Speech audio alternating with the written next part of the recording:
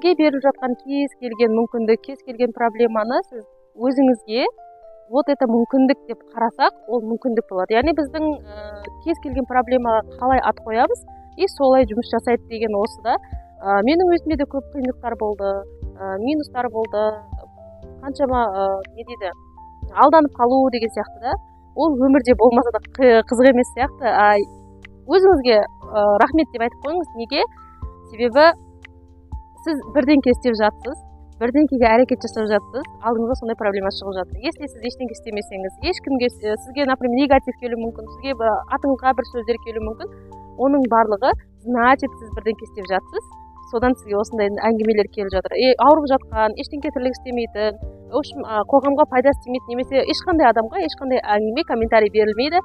Сол себепті просто берілмеңіздер, просто так Аллаға тапсырып, күннің шуағындай Алла тағала әрқашанда бүгін